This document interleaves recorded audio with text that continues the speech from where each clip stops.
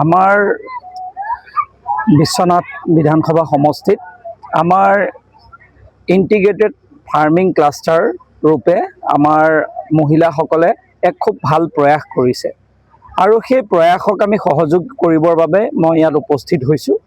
খুব আনন্দ লাগিছে যে আমাৰ মহিলাসকলে নিজে আত্মসংস্থাপিত হ'বলৈ, আত্মনিৰ্ভৰ হ'বলৈ নিজে খেতি কৰিবলৈ লৈছে। মহিলাই ট্ৰেক্টৰ চলাইছে, তেওঁলোকে ভুই ৰুইছে আৰু তেওঁলোকে খেতিৰ মাধ্যমেৰে আত্মসংস্থাপিত হ'ব বিচাৰিছে।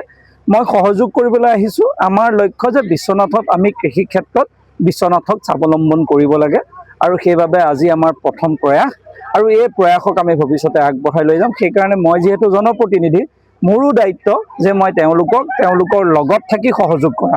সেইবাবে মোৰো এটা নতুন অভিজ্ঞতা পালোঁ, ট্ৰেক্টৰ চলাবলৈ সুযোগ পালোঁ, অলপ কঠীয়া ৰুবলৈ সুযোগ পাইছোঁ। গাঁৱৰ ৰাইজৰ লগত এনেকৈ সৰুতে যেতিয়া বোকা খেলিবলৈ গৈছিলোঁ, সৰুতে যেতিয়া ধান ৰুবলৈ গৈছিলোঁ, তেতিয়া খুব এটা বেলেগ পৰিৱেশ আছিলে।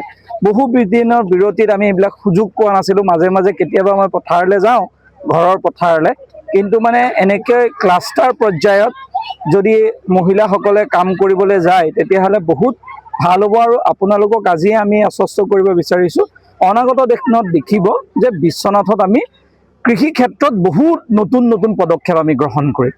আৰু মাননীয় মুখ্যমন্ত্ৰীয়ে আমাক সকলোকে এটা সংকল্প দিছে যে প্ৰতিটো বিধানসভা সমষ্টিয়ে নিজে স্বাৱলম্বন হ'বলৈ শিকক।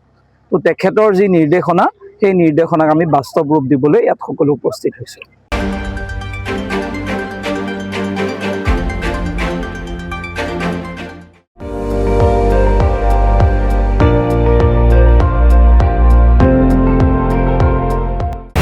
আপুনি চাই আছে ND24, সৰ্বশ্ৰেষ্ঠ নহয় সৰ্বোত্তমৰ দৌৰণ।